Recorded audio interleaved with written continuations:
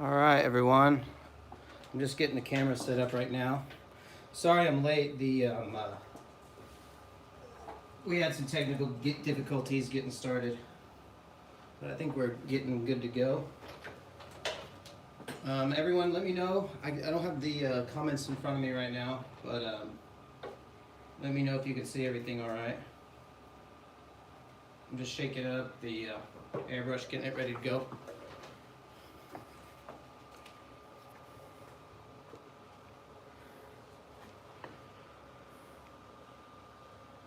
Just gonna move this a little.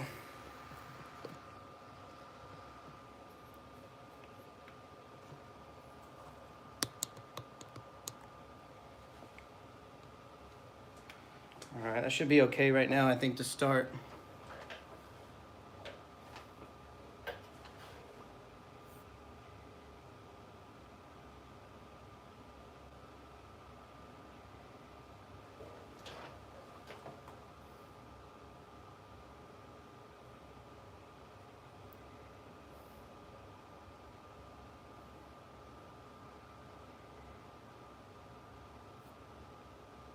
Okay.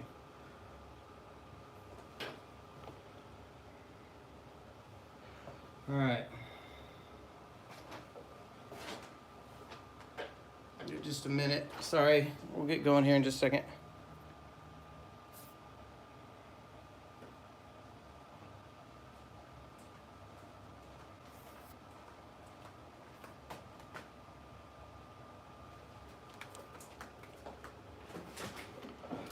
All right. So I've got some solvent inside my airbrush right now. I'm gonna go ahead and get it going.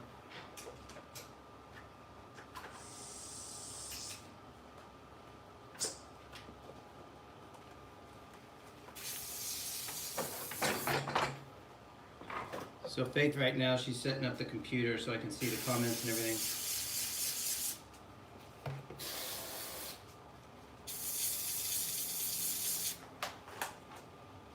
All right, so I gotta decide on where to start color-wise.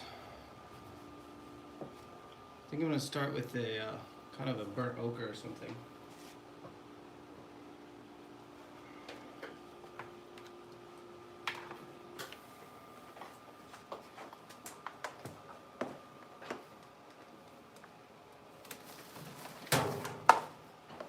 Or umber.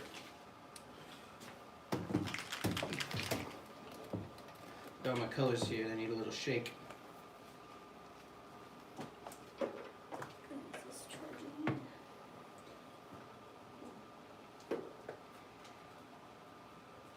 Almost no line. Easy airbrush, what's that mean?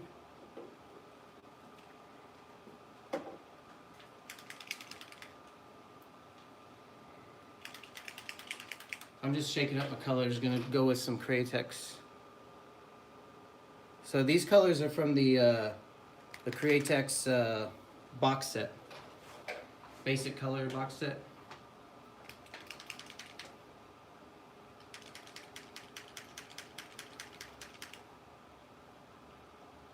There's some Injury Ochre. That's from the Bloodline series.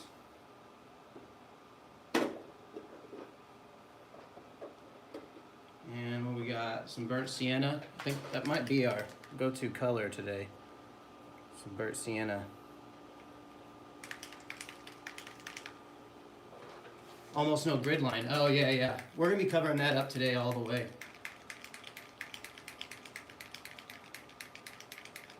Yeah, we don't have like a studio kind of thing set up yet.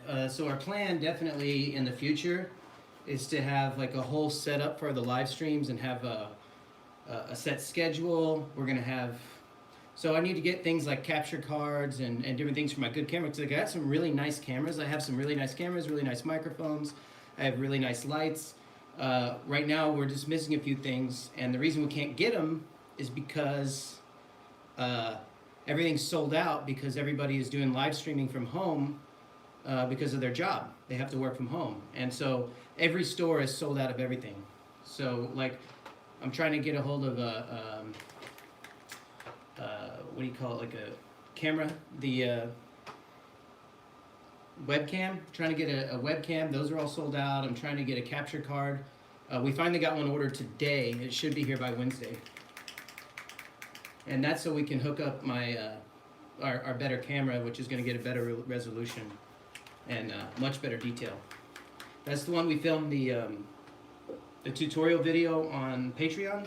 We filmed that with a really nice camera, and so I need that capture card in order to stream with it. Easy Airbrush says he can't tell the difference between Illustration and Wicked. Wicked's going to have larger pigments. You're going to get faster saturation with Wicked. The pigments, they're milled a lot bigger. And with the illustration colors, it's a lot finer pigment, so it's good for really fine detail. So I would assume if you don't see the difference, it's because probably that you're not working in like crazy small details. But if you work the way that I do, the difference is pretty significant.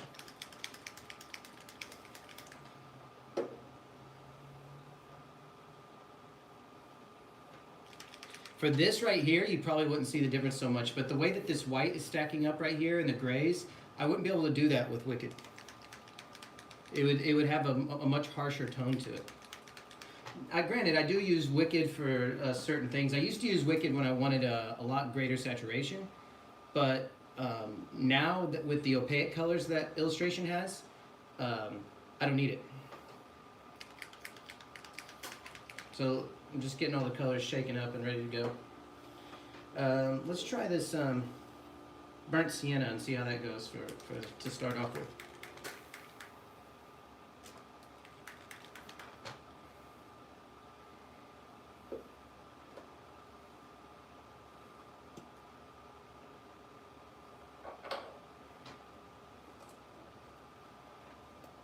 I do recommend, guys, if you have, like, if you're going through a lot of colors at home, get you a little cup and put a rag in it. Because if you're like me, you dump the color all the time. So if you put a rag in it, it won't dump out all over the place.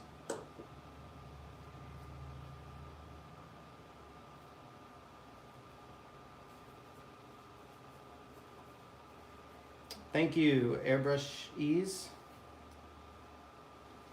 So.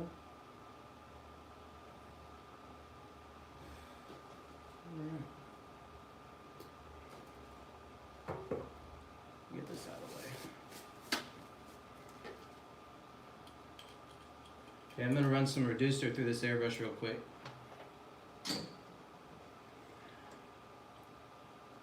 I'm working with the 4012 reducer today.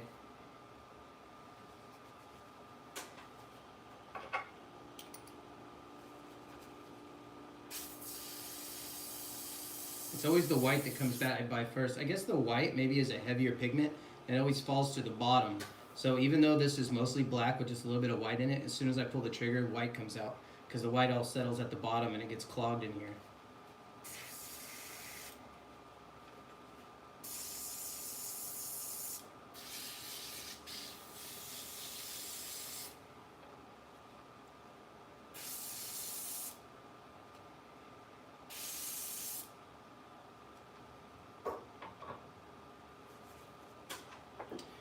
Alright, so I haven't done a color piece in years. So, I think it's been 2 years. It was the last one I did was a goblin at in an airbrush class 2 years ago. It went pretty well though, so I got confidence. 4013, yeah, so I'm gonna have the 4013 with me by the middle of the week, and I'm gonna use that with the new clear that they're putting out. Yeah, I'm excited about the 4013 as well. I guess it's not new. He said it's been around, but I've never used it.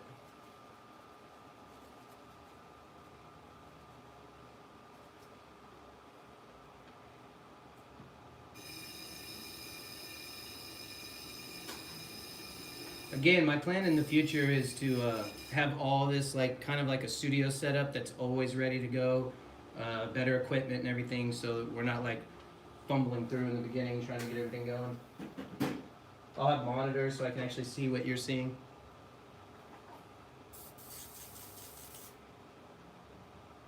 Okay.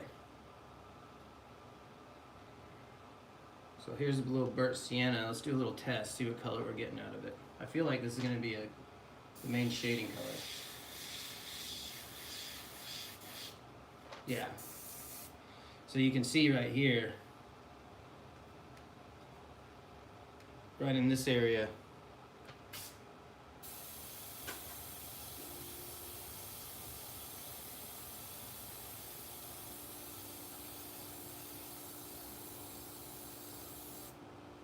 so that's straight with no reducer. So I'm going to add a little reducer to it so I can do some subtle builds.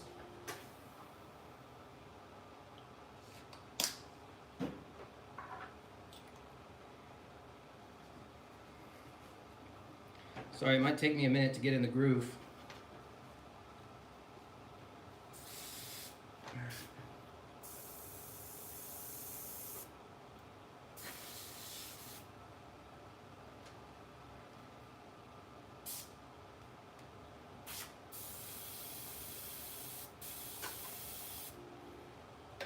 This airbrush is not spraying right.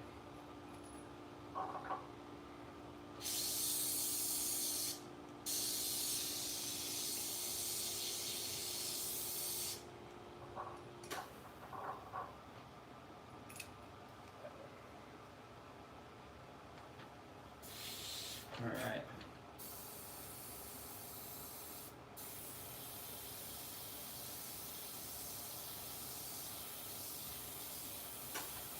So definitely when I get to do the details later, I'm gonna tint this a lot.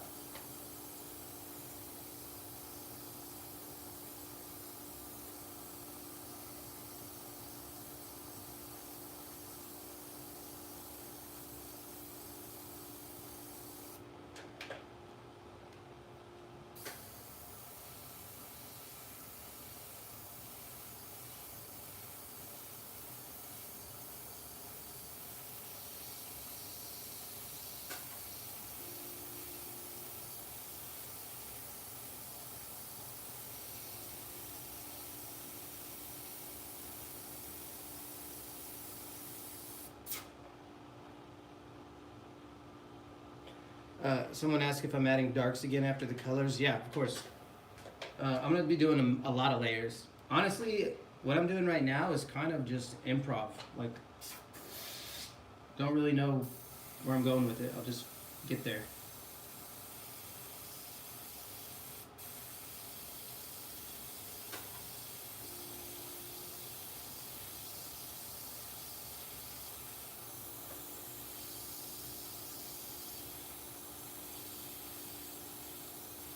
Just kind of playing with the color in kind of a safe area right now.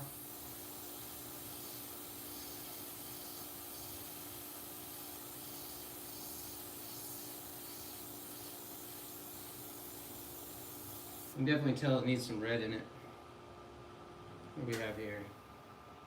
That's the burnt sienna we started with. Actually, I've got some of this Tim Gore surgery sienna. Let's see what that's all about.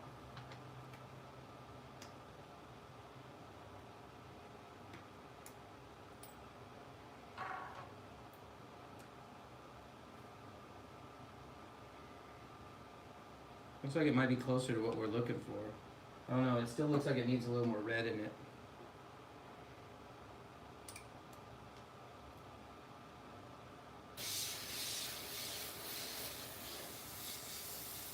Let's try it.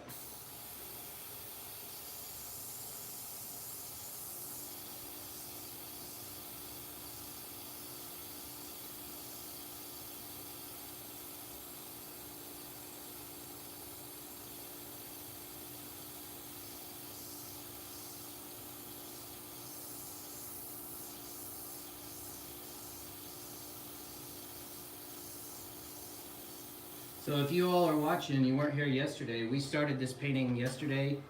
But I think it'd be good to just kind of tint it with it for now, and then I could do some kind of transparent techniques.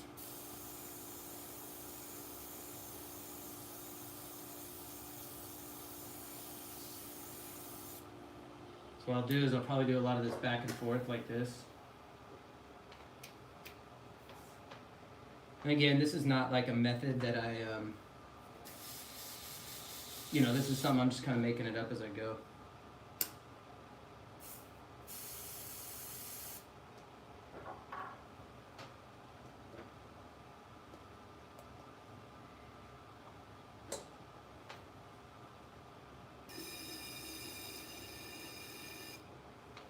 Alright, start with some reducer. I'm going to use this as white and just kind of go back and forth building the colors.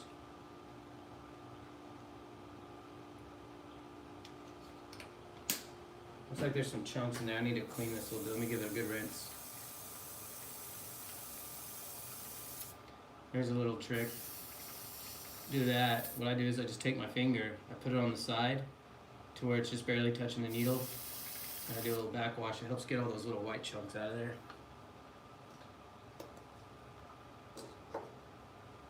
Although if you ask the guys at Awada, they probably would recommend against it. But I've never had an issue.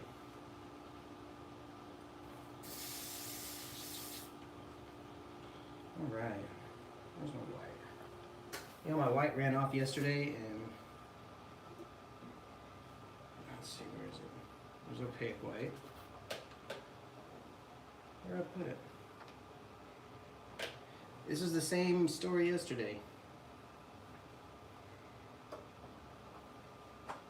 I remember Alex told me where it was and then, oh, it's right here, right in front of me. So I'm going to do a lot of back and forth, just kind of pushing and pulling and pushing and pulling.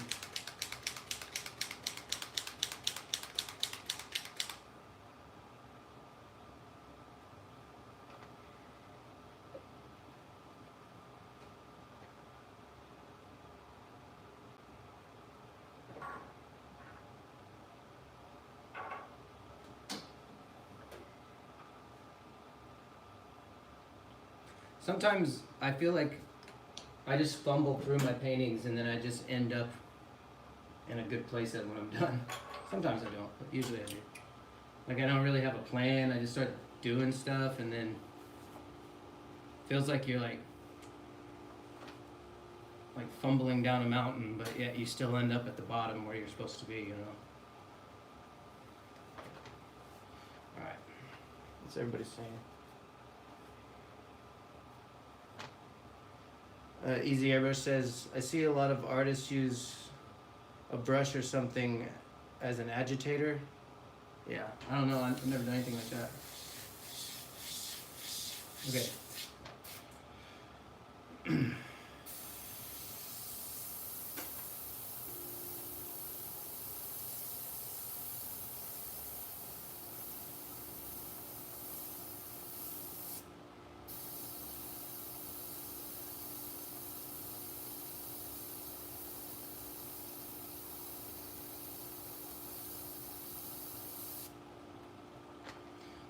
Basically, I'll just be doing this the whole time. Like, just kind of like blocking in color and then refining it later.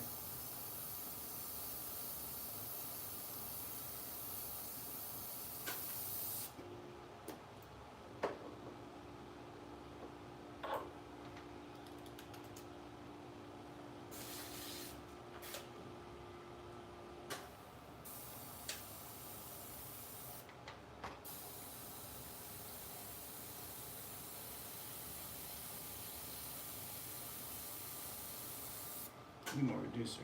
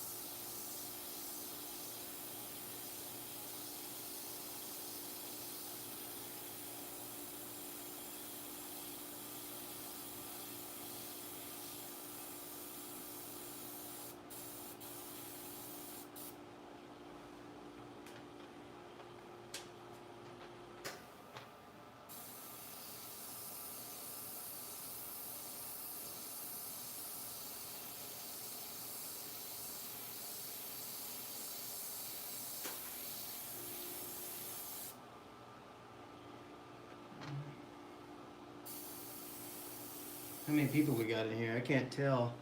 Let's see. 18. Including me, so 17.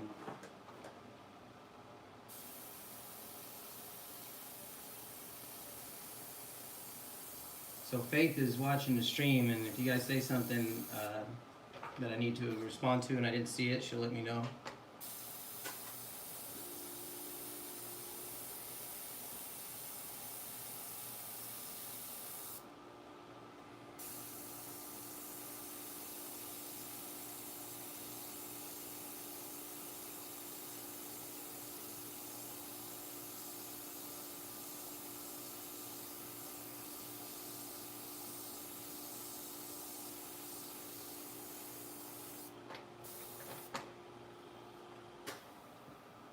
Let me get some red. I'm gonna get some red in this.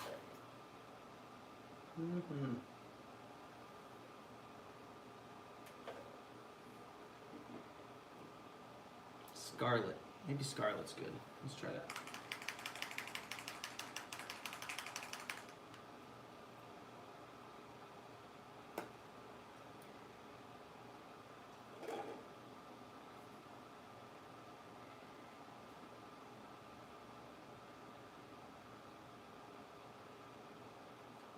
And just trying to add a little red to this.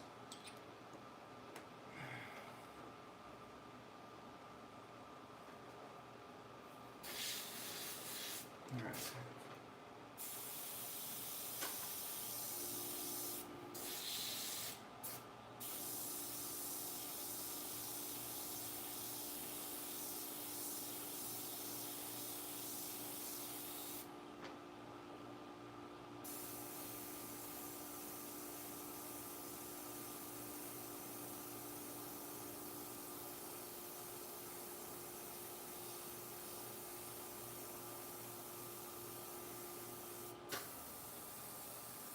Definitely needs more red.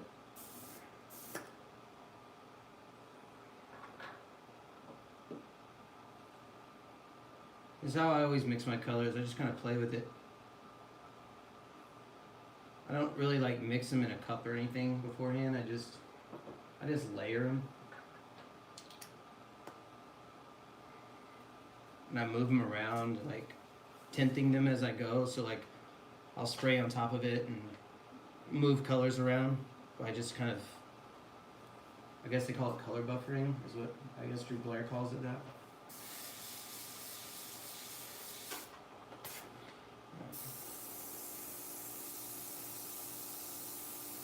So I never really go for just matching it right out of the gate. I just kind of play with it, move it around.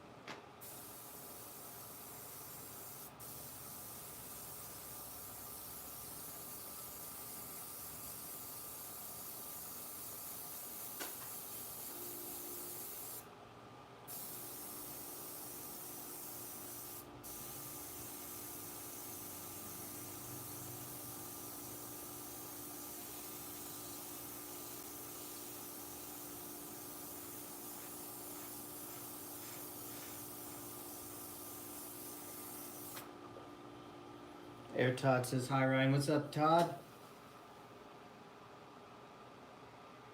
Somebody, Vinny D hasn't seen me in a few years. Yeah, well, it's great to be back. Yeah, I've just been real busy. A lot of tattooing. I've been traveling a whole lot. I think Faith and I have been back and forth across the country several times. I don't even really know how many times. Just been real busy.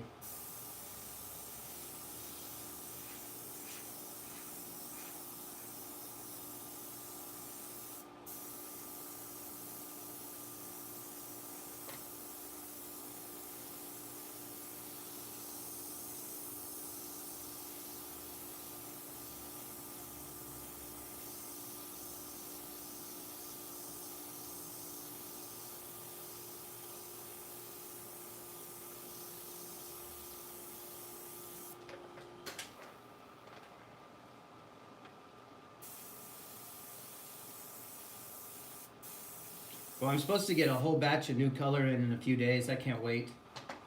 Yeah, I want to play with really like bright, vibrant colors. I mean, these colors are really good. Don't get me wrong, but I want to play with some exaggerated color. And I used to have a ton of paint, but over the years I've just kind of like distilled my collection of paint down to just a few key colors. And then now that I'm kind of stationary again, I'm gonna go ahead and get a lot more paint again, and so I'll have all the colors.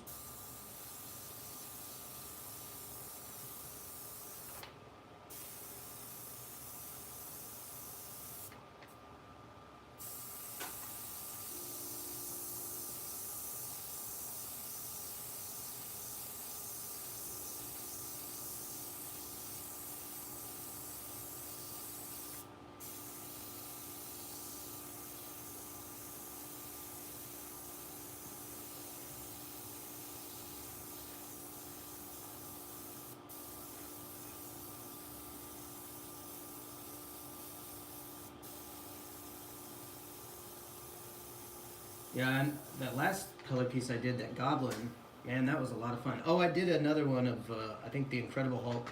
That was a color piece. I did that one really goofy. I only used primary colors when I painted Hulk, so just red, blue, and yellow, and I just stacked them.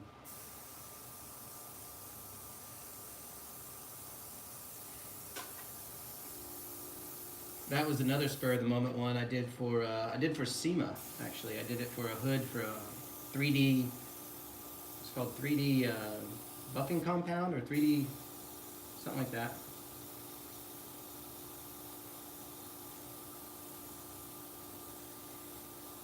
They were real cool guys. I met them when I actually got to SEMA, and they were just really neat, really cool guys. Big fans of art.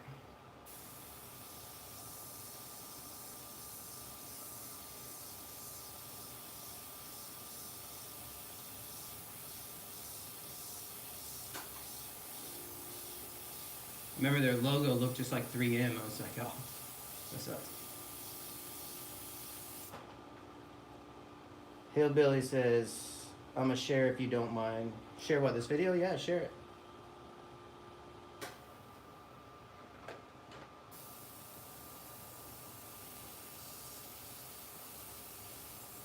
Yeah, if you guys want to let everybody know we're here, go ahead.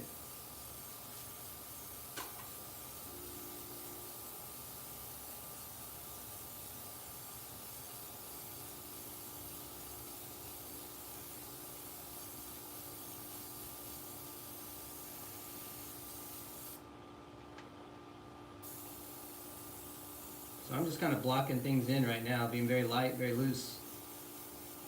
I don't ever get real tight with any of my details till the very end. So I do all this kind of loose light, kind of just playing until it starts kind of, with every layer it gets tighter and tighter and tighter.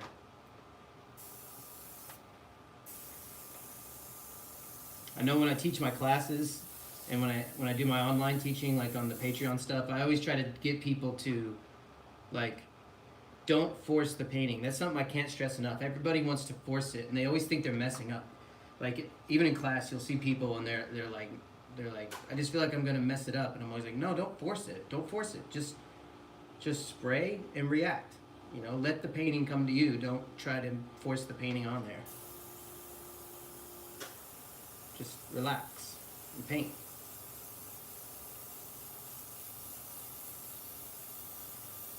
Just be very light. I call it tiptoeing around. So nothing I do is really overly committed. It's just kind of tiptoeing around it.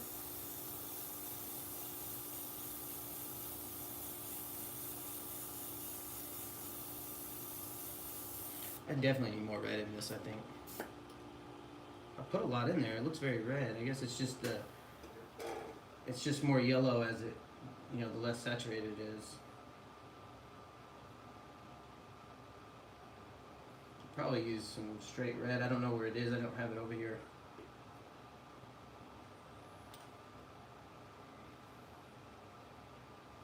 I've got some Tim Gore stuff down there. Oops, sorry, I bumped it. Okay.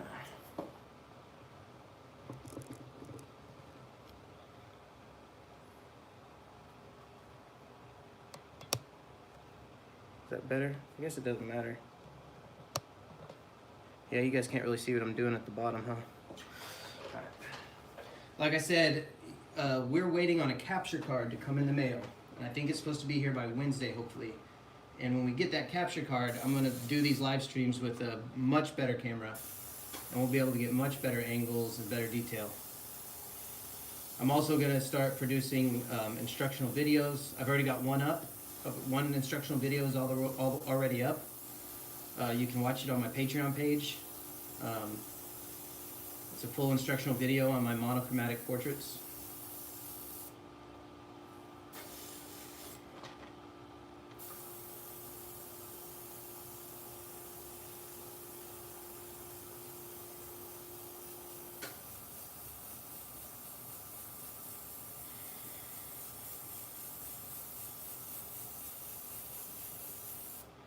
My monochromatic stuff is really the stuff that I've really dialed in over the years. I guess it's where I have the most fun painting, so I really have spent a lot of time just getting my technique really just kind of dialed in.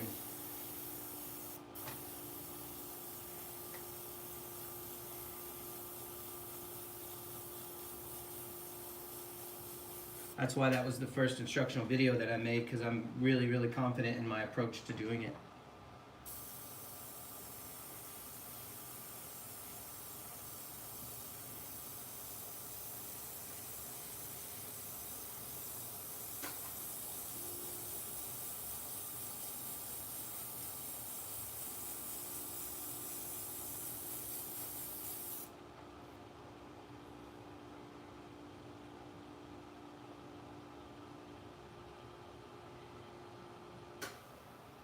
Somebody asked if I'm doing a panel for Mike LaValle. Yes, I am. So when the paint comes in a few days, I'm hoping there's some candy in there. And when it does come, the panel I want to do for Mike LaValle, it's going to be a True Fire, obviously, style panel. And I think I might, depends on how many people doing portraits of him. I don't know if I'll do a portrait of him or whatever. I don't know. What do you guys think? Should I do a portrait of Mike, or do you think it'd be better to do I don't know, like something else? Faith and I were lucky enough to be friends with Mike. We met him several years ago now. And we would always run into him at different events and get to talk and hang out. So that's really super unfortunate. We definitely lost a legend. So yeah, I'm happy to do a panel in his memory. I know a lot of guys around the airbrush community are taking it really hard. I had a few guys call me up and kind of express their feelings, and it was, it's hard on us, man. I remember we lost Steve Driscoll before that. That was terrible.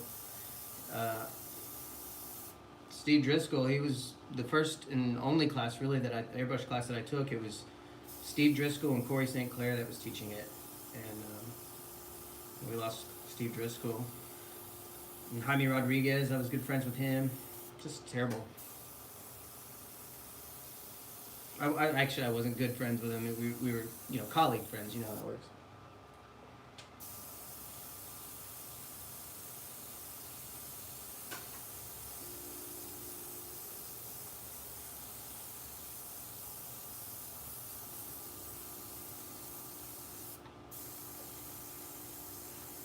Yeah.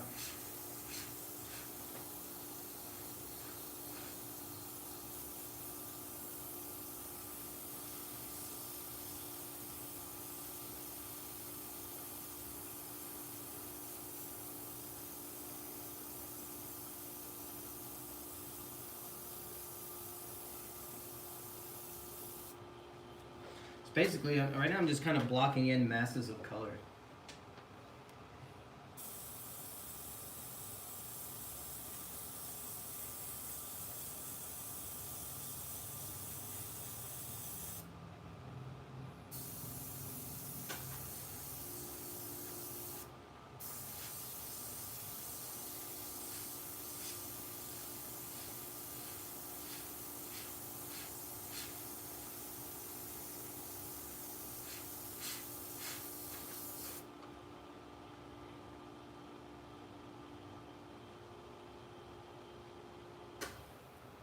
let's see. Brushstroke says he never met him, but he was a big inspiration. Yeah, he was.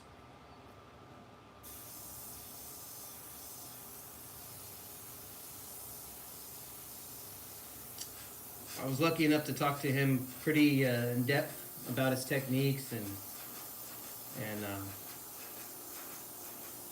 how he came up and all that. It's funny. I actually had a conversation with him one time, telling him one day they're gonna make a documentary about what we do for a living, and when they do, there's gonna be a whole section of that documentary dedicated to you. So, like, tell me your story, so just in case, and he did. He told me. So if there's ever a time, I'll share it. I'm not the only one. He's told a lot, but I wanted to make sure I had it. And it's a very, very cool story. He was a cool guy.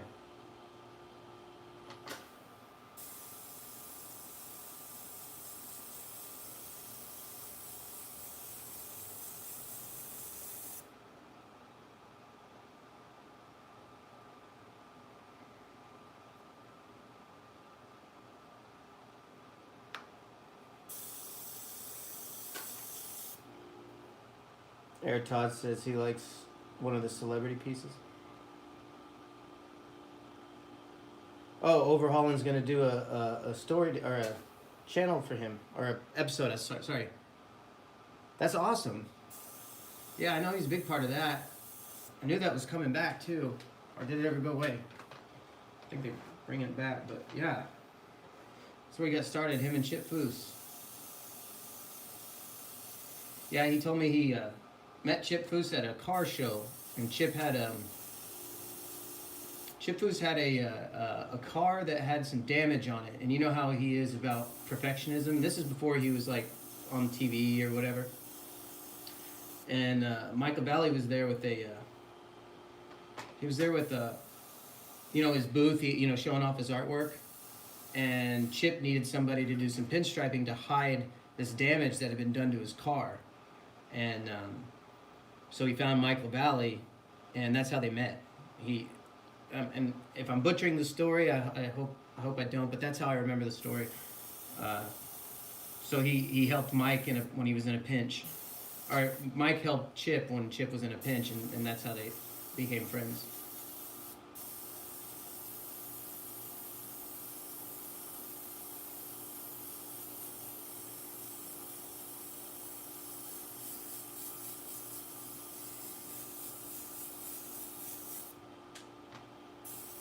I actually got to meet Chip a few times when I was in SEMA. I met him a few times, like at the hotels in passing and things like that. But I'll tell you one funny thing about when I met Chip Foose. I met him, but I didn't ever like officially meet him, like hi, talk to him, that sort of thing. And the one I did, it was when I was doing the American Express Open. I was painting a car for everybody in public, and so we were out in front in SEMA, and it was Scott McKay and myself, and we were painting a car as a demonstration for American Express out in front of the SEMA show, and I'm sitting there painting a portrait on the side of the car, and then I hear I feel a tap on my shoulder, and I look around, and I see who it is, and it's Chip Foose, and what's funny is you see Chip Foose so much on TV, and I would see him at different social groups all the time, that I didn't even realize that I didn't know him. So like in the moment, like I answered, like when he tapped on my shoulder, I just turned around. I was like, "Oh wait, what's up, Chip?" Like I knew him, and then I was like, "Wait a minute, I don't know him." It's just because he was so familiar, just from being in the same social groups. And then I had to like, "No, wait, dude," And then I got all excited when it dawned on me that it was like, "Oh shit, I'm meeting Chip like officially."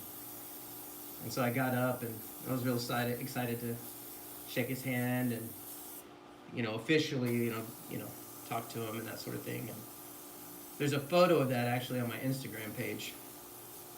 But I thought it was so funny. I was like, wait a minute, we never met officially anyway.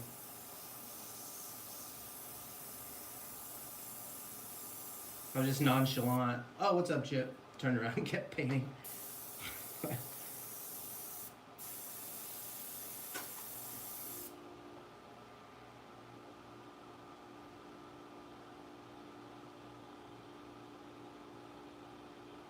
Yeah. See, brush house, or what's that say? Brush stroke says, yeah, Mike blew up fixing pinstripes. Yep, using pinstripe to fix Chip Foo's car. Or I think it was a pinstripe that he fixed.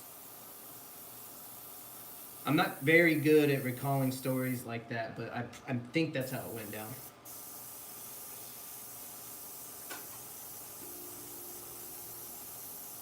I always have to ask Faith when I'm telling a story because I always butcher it. Like, is that how it went? And she always corrects me. She remembers everything and I remember nothing. Or I remember it all weird.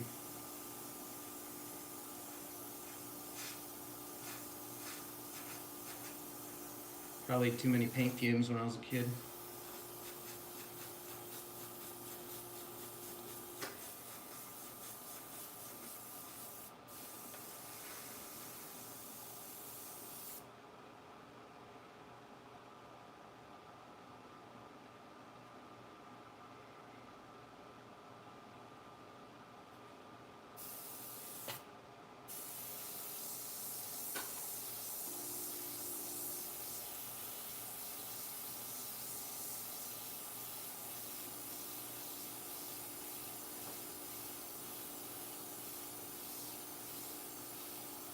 So this is gonna look weird to you guys when I start doing this because I'm like pretty much covered in color and then covered right back up with white.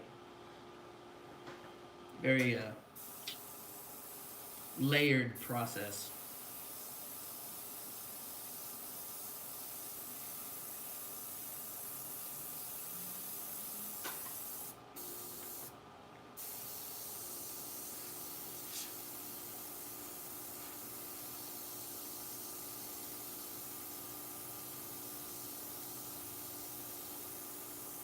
When I get to some of the top layers, then I'll be way more purposeful about where I put things.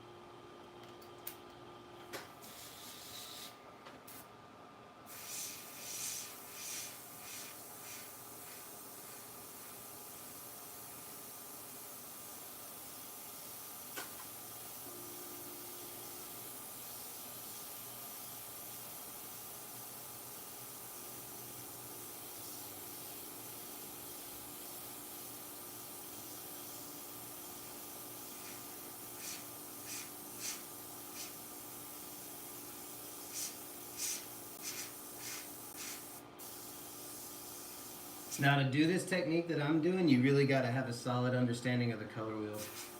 Because basically I'm just going to be pushing colors around at will, just based off of my knowledge of the color wheel.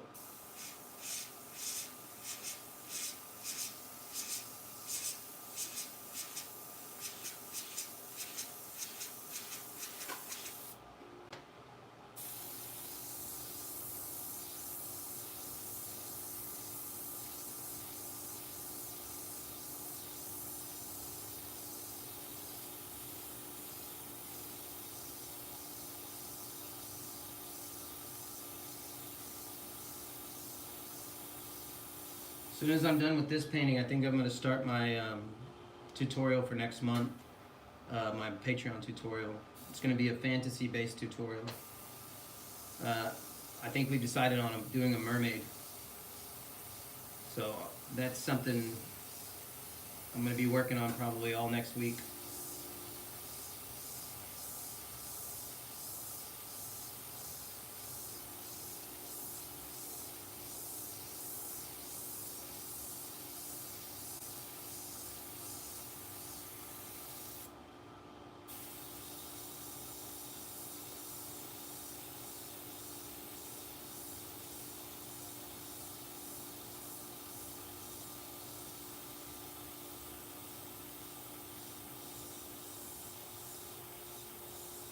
And I think I might do it in I was gonna do it in color, but I think I'm gonna do it in monochromatic, just because I wanna get my color technique really dialed in to like a formula that I can share before I start teaching a class. So basically, when we teach these classes, we're just taking what we do and we're finding a way to turn it into like a formulaic thing.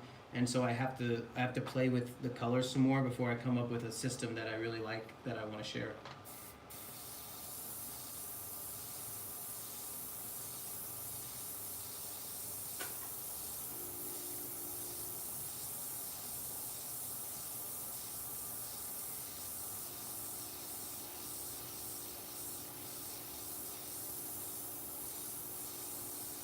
And I have systems that I use, like I do have some, but they're just kind of my version of things that already exist. I want to come up with a system that's unique. That's, so I don't like to just kind of just rehash the same stuff.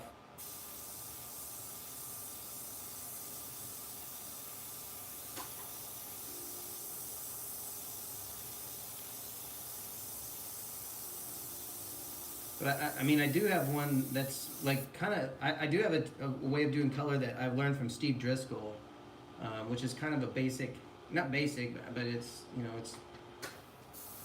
there's not a lot of room for error. It's very systematic, I guess I should say. It's definitely not what I'm doing right now.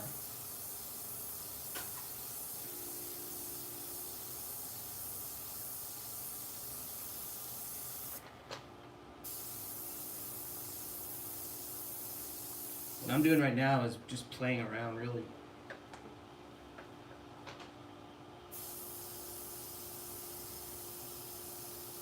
Kind of just throwing around color and seeing where it lands.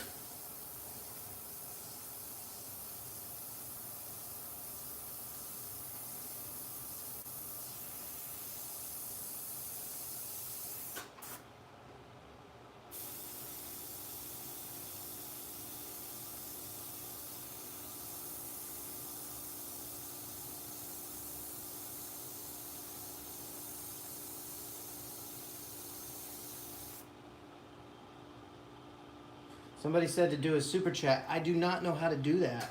I wish I did. So when we get our other system, like when we get so we can use computer to stream, I want to set up things like super chat. So right now we don't know how to do it. I think because we stream from my cell phone right now because we're waiting on a video card. So not a video card, but I think it's called a. When I'm painting, I can never recall like words. Like I think because I'm all like in tattoos, we call it tattoo brain. It's like you can't recall names or names of things. But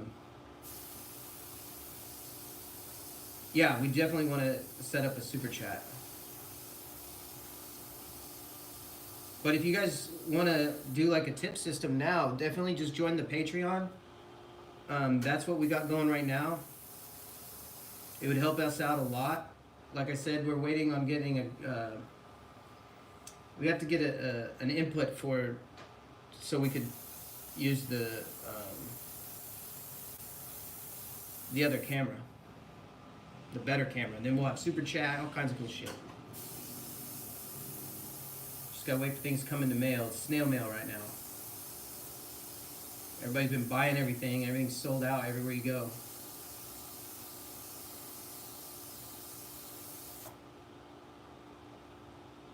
So if anyone watching, if you guys like, maybe you have some stuff that you want to get rid of for streaming, let us know. We're in the market.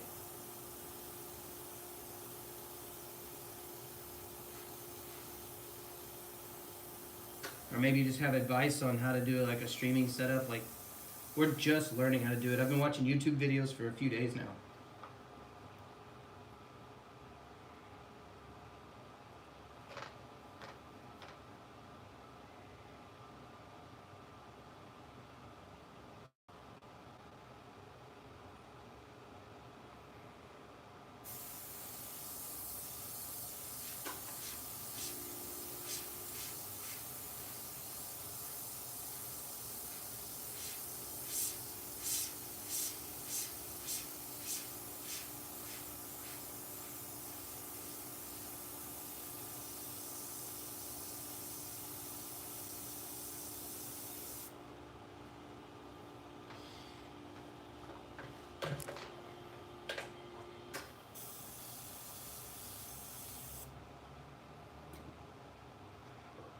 think I'm gonna darken this up a bit. What color do I see in there? I think it's like maroon. Ooh. Sorry, I'm bumping the camera. What should I put in there? I feel like it's a burnt umber here. I wonder if I have any red. Yeah, I'm gonna have to do this whole painting with no red. What is this down here? Illustration orange. Oh, this could be nice. Vascular violet.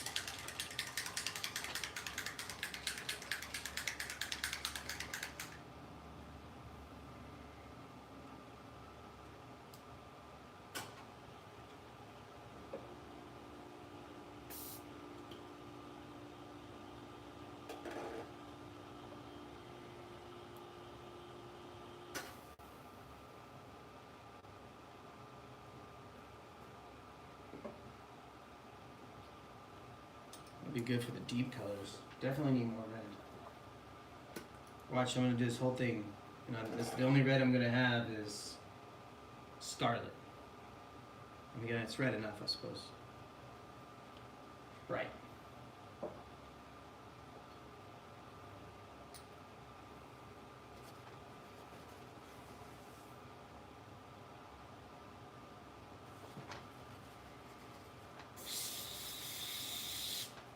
All right.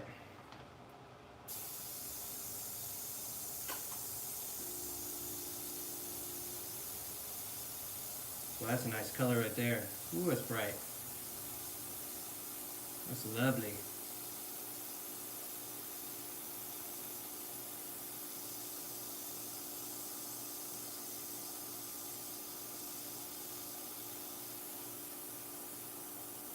Yes. So that's going to be good for those really, really bright tones. All right, that's nice.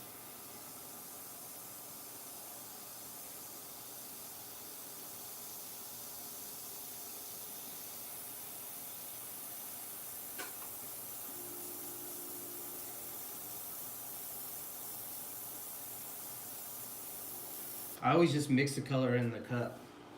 Like, no science to it. I just dump color in until it lands on something.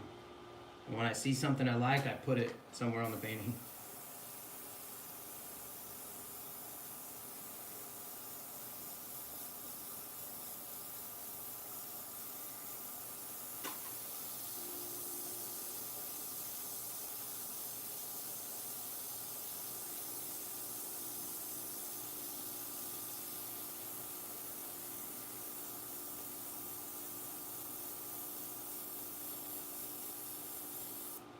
That's nice.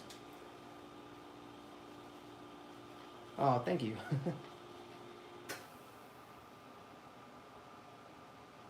Somebody asked, will laying down the white first help with the blue shift, especially against orange? Actually, I'm not worried about the blue shift right now, because if it shifts, I'll just shift it back. Like,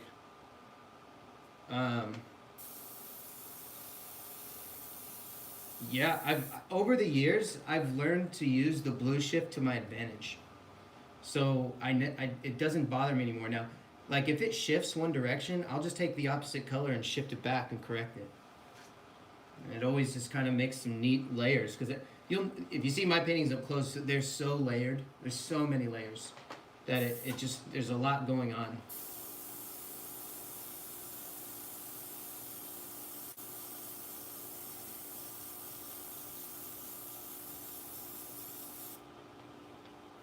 Yeah, that's a nice color right there. I'm happy with that.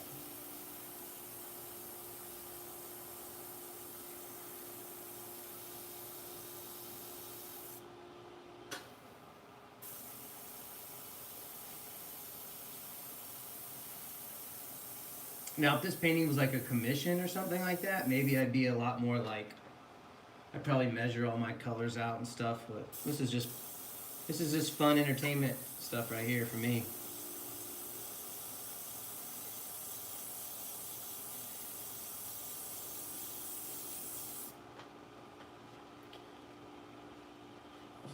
Somebody said, Andre said, hi Ryan.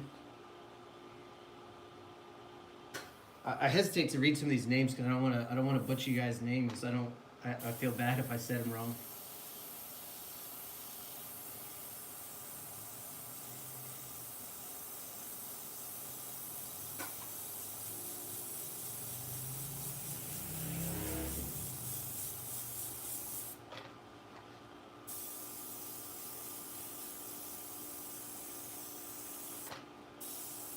You know, I just learned what super chat was not too long ago.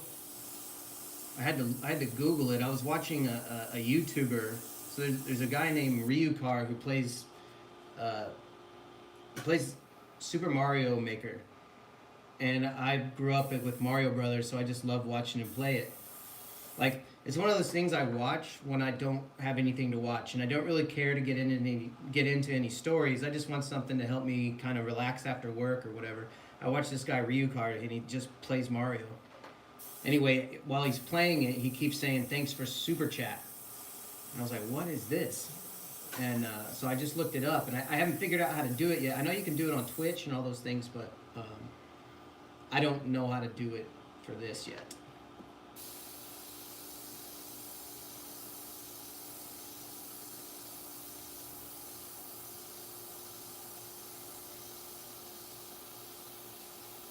But I am definitely in the market for education on that. So, yeah, we'll figure it out. So these aren't going to be, I guess, extremely photo accurate. Like some of these whiskers are a little out of place. But well, I tell you, it's hard talking and painting because you can't recall things. Like, I couldn't think of the word whiskers.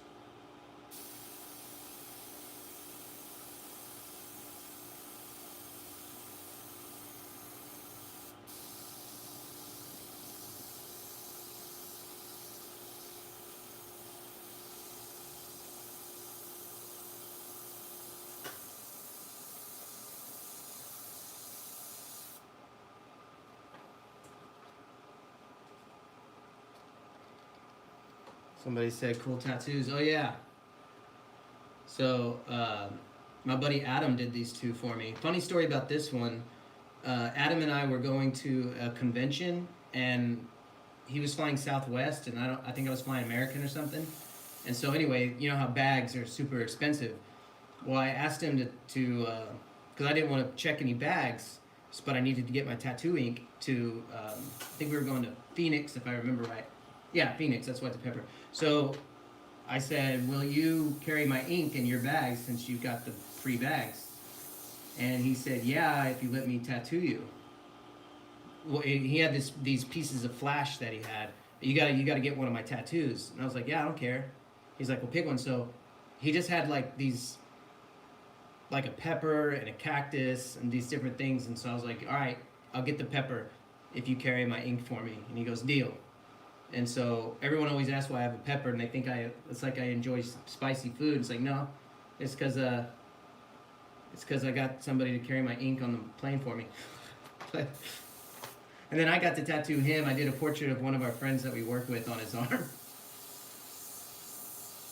We have this friend Hank. Hank works at our show. Used to work with us, and he's that kind of guy. He's always got. He's always into the conspiracy theories all the time, and he's super entertaining. And so we did a portrait of Hank on his arm, because Hank's like, I don't know, everybody loves Hank, but he's kind of a woe is me kind of character, always telling us how the world's gonna end.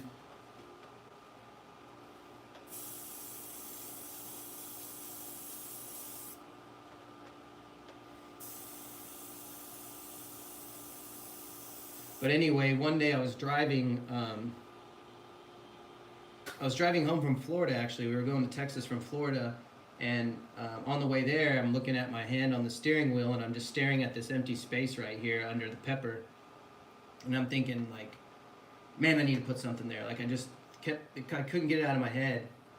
And so I just, I think I texted him or I called him, Adam, and I was like, "Adam, you need to put something on my hand." And he was like, "Done. What do you want?" Well, at the time he was drawing a lot of Hanya masks, and he was drawing a lot of spiders. And I was like, I don't know. Why don't you give me one of your spiders or one of your Hanya masks? I don't care. I want something on my hand. And so when I got there and he was ready to tattoo me, he had a spider with a Hanya mask. He just put the two ideas together. And so I was like, done, let's do it. And so he did that. What's really cool about this one, well, not cool, it sucked. I almost lost my ability to paint. So Faith and I started going to the farmer's market, and then there was a knife sharpening dude there.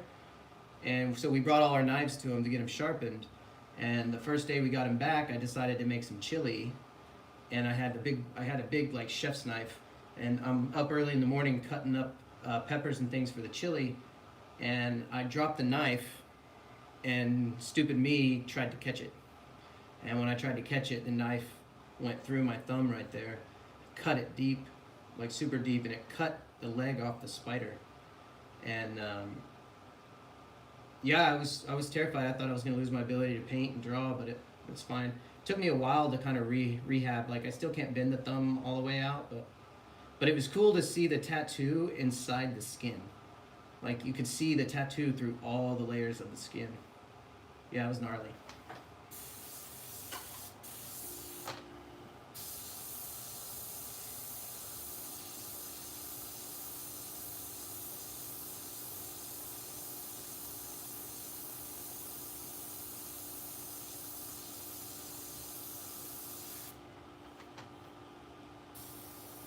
Yeah, I shouldn't be using knives. I'm too clumsy. I still do. Every time I touch a knife now, I'm like scared. Like, it's like, Ryan, don't fuck this up. Don't fuck this up. Don't fuck this up.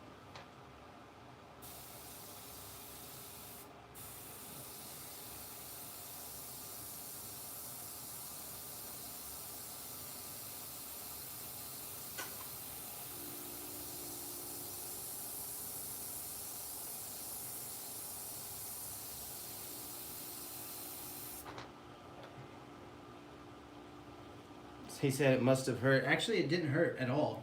It was more terrifying. I was terrified that I did some damage to my hand. I remember I was just holding it, and I didn't even want to look at it because I was scared that I cut something important. And so I yelled for Faith to come downstairs, and she came down, and I was like, just look at it, look at it. Like, I was just scared that I had done some real damage. And I did do some real damage, but it didn't, it wasn't long term.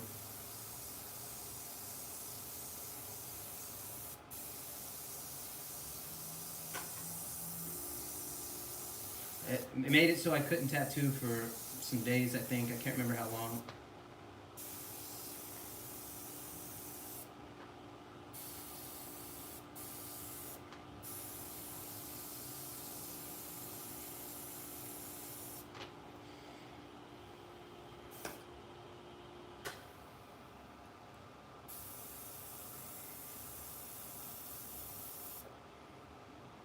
I'm going to add more of that...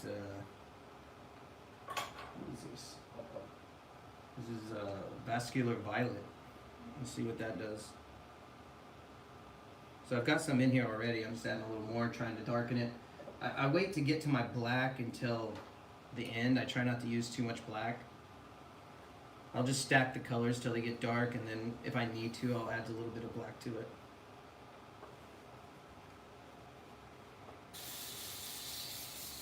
Yeah, let's get a little deeper now.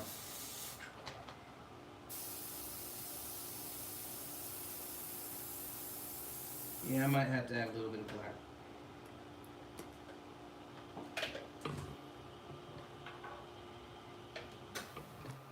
Sorry, every time I back up my chair, I hit this tripod. There we go.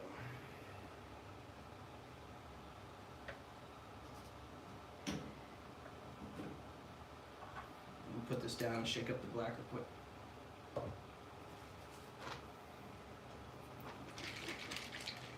See if you guys can see in frame what I'm working on. Yeah, you can see it. So I'm just kind of deepening all these colors first before I start working on the face.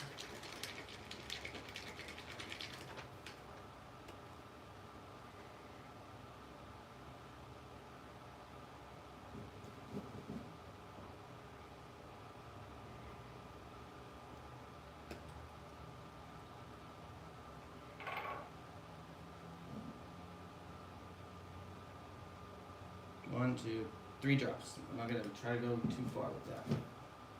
Try to create kind of a maroon. Somebody asked if I have any other tattoos. Oh, I guess Hillbilly's asking if I'm back to stay. Yeah, I am. That's why we created the Patreon channel.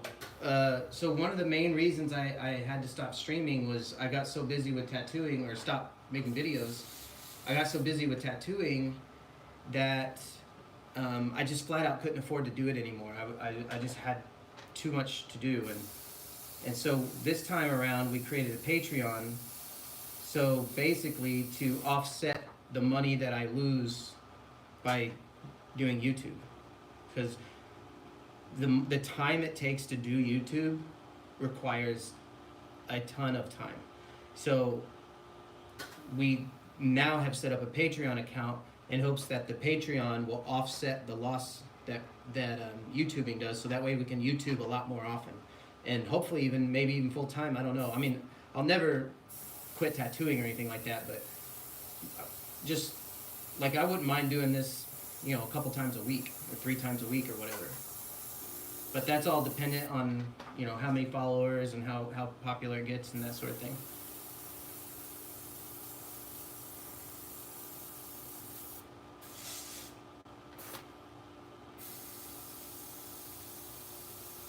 So that's why it's super beneficial that you guys share the videos and everything, because the more we get, the more we can keep doing it. But I'm still going to do it regardless. Like, even if, I might have to do more live streaming or something and do it less frequent. But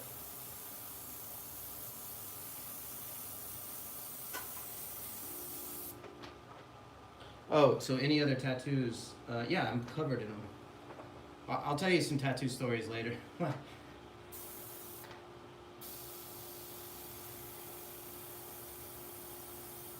It slows me down when I'm talking like that. I'm trying to recall information and I can't think of it in like paint.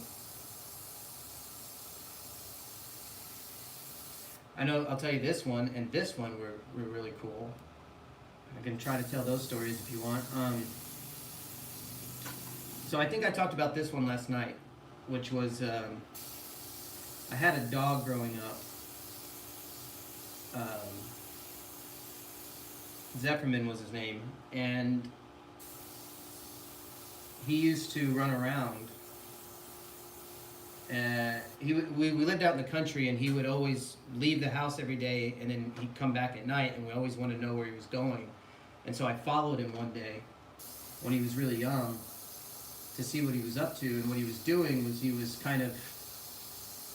setting a perimeter, a 2-mile perimeter, because he's a shepherd type dog, and so he was going 2 miles around the house, letting all the other dogs know that he's the boss, really, and just kind of establishing dominance. Well, when I followed him one day, he got into a dog fight, and it was a harmless dog fight, but I tried to break it up, and when I did, I got bitten by him on accident. It was a total accident. It was super my fault, and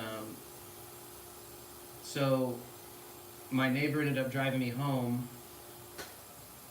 and my dog was there. He was super remorseful. He felt really bad about biting me, and it was an accident.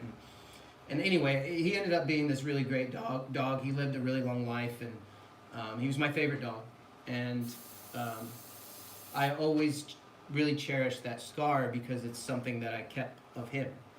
And so when I knew that I wanted to get a tattoo sleeve one day, I thought, well, first thing, I better do something to preserve my scar. So I have a scar inside this bone right here where he bit me because I didn't want to cover it up.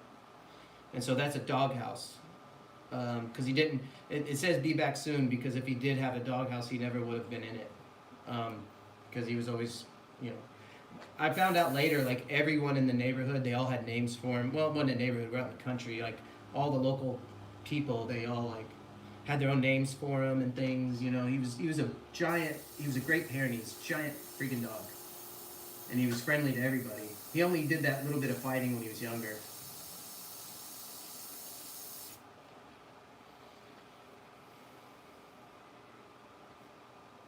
But that one right there was done by a guy named Franco Vescovi. And for those of you who don't know, there's a company called Bishop Rotary. They make our tattoo machines, and my mentor Mondo, who did this one, works for Franco, and I met him, and Franco's a big fan of airbrushing, and so I was showing Franco some tips on airbrushing and things like that, and in return he was giving me tips on tattoos, and so he did this tattoo for me as a one-on-one lesson on his technique of tattooing. So basically I got a personal lesson and a tattoo, and that was very generous of him, and he was a really cool guy. So I am forever loyal to Bishop Rotaries, and I'll always use those machines because I really, really like the guys over there. And I go and I work with them sometimes. When I go to California, I'll go work at Vatican Studios, and that's the studio that Franco owns. And some of my favorite people in the world work at Vatican Studios. So a big shout out to those guys.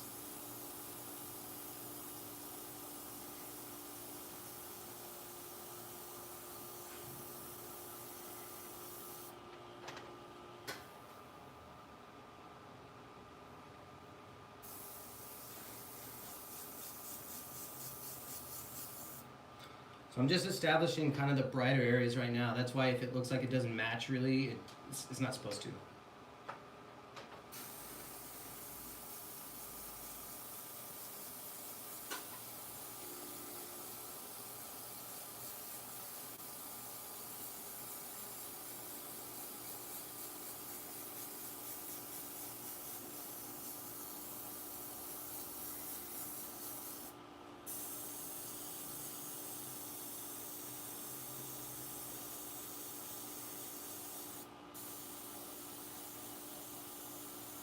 You'll notice my method is kind of like, all of a sudden it's there.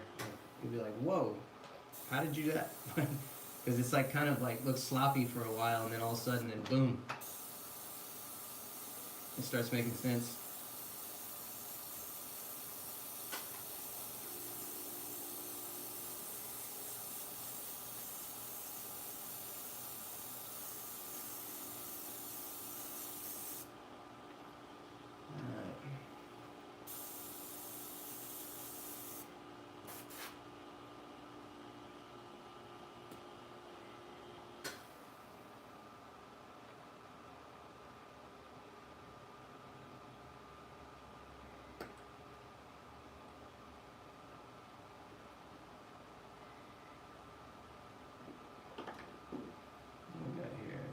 Sepia? I do not want to use that.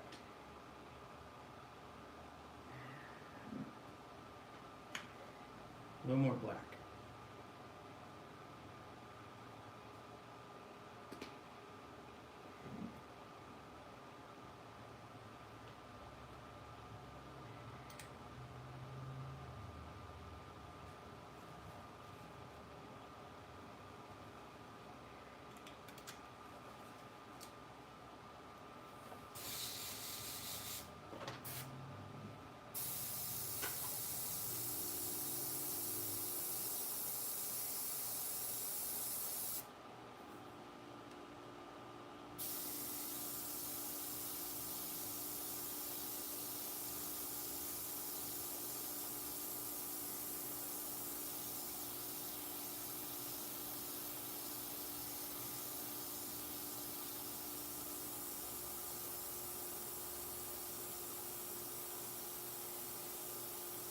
Is this in frame right now? Yeah, it looks like it.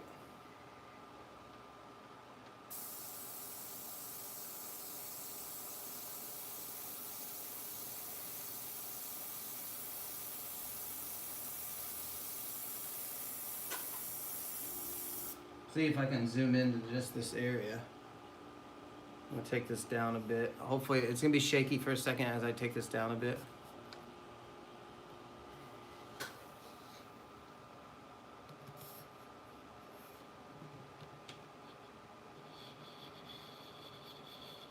Alright.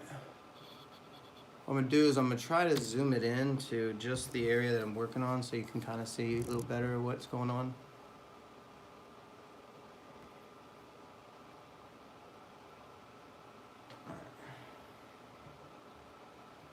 Like I said, hopefully in a couple weeks we'll have a much better setup.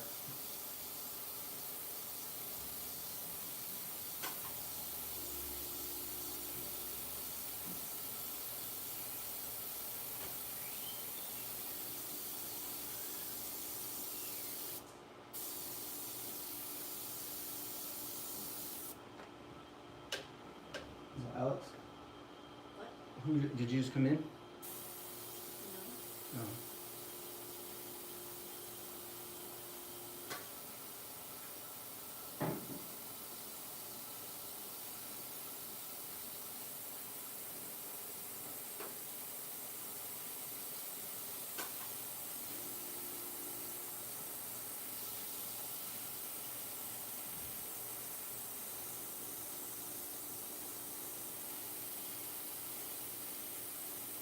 Can y'all see what's going on right there?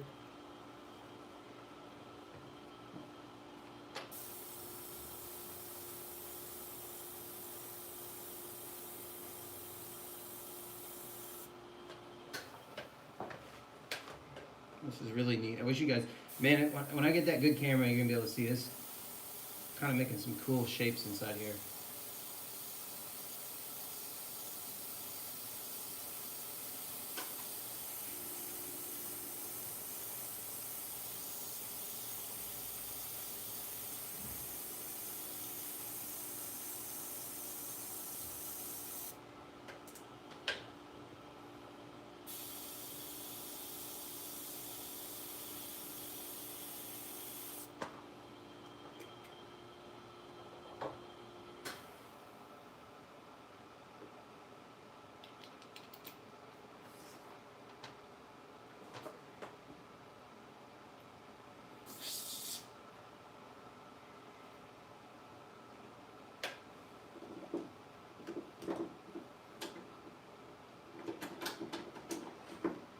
I have to unclog the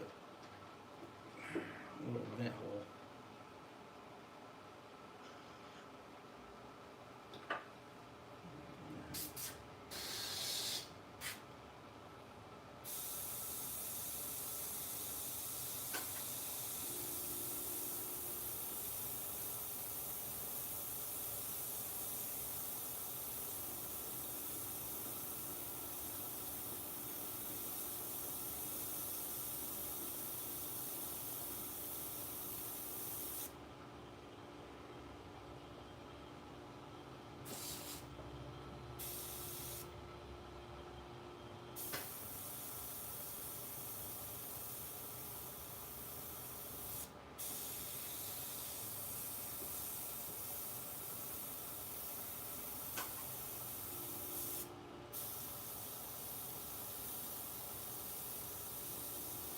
See, I don't really have a problem with blue shift too much.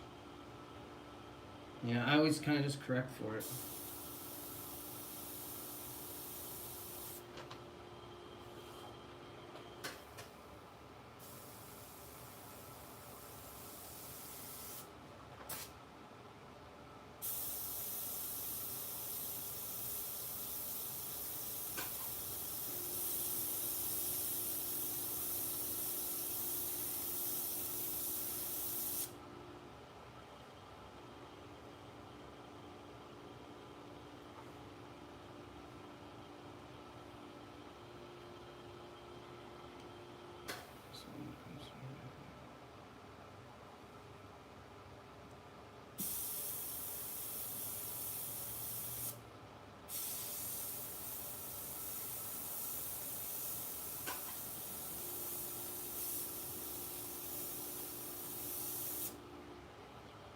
That airbrush is not going good.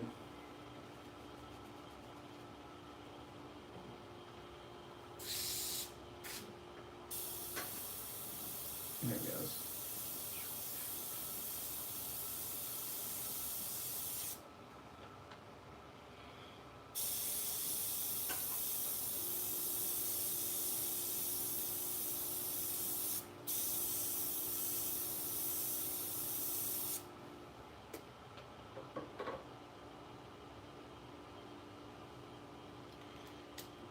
Hillbilly asked what kind of panel this is. It's just a wood panel from I think Hobby Lobby maybe.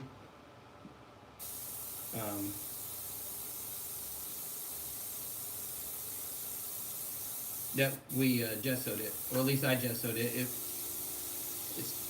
I didn't sand the gesso enough, so it's got a lot of texture. But I figure since it's kind of a fine art piece, it's cool to have that texture in it.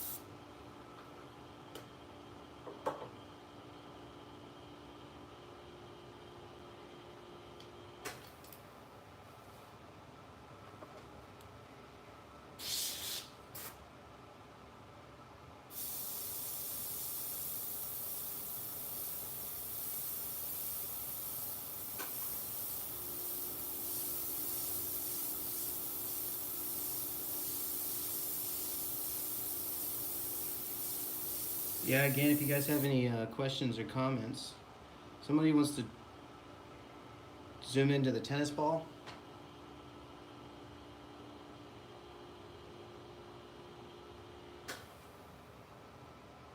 Oh, no.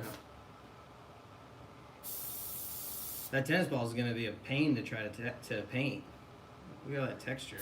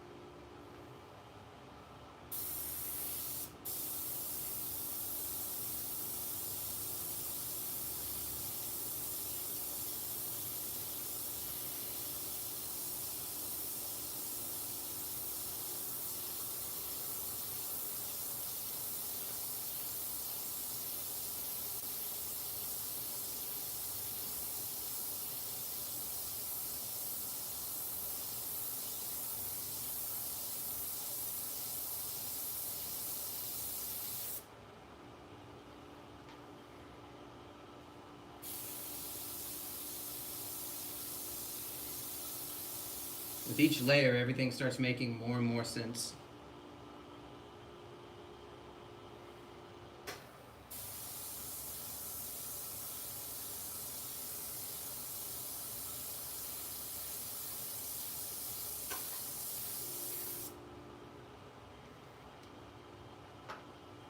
Am I still in frame? Where am I at?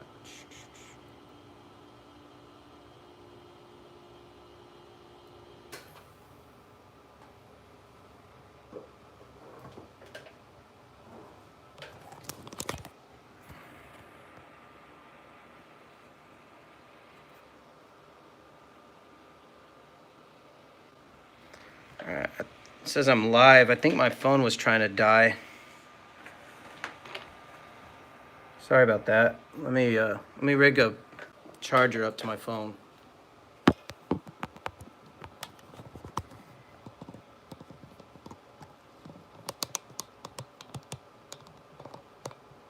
Can everybody see everything? Comment if you can see everything all right.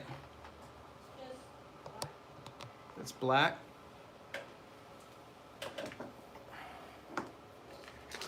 When did it go black?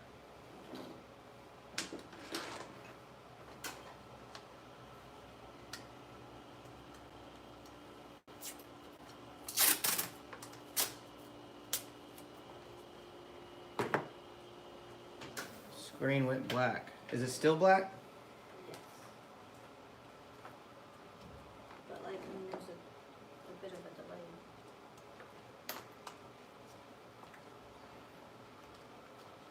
Do you pause it?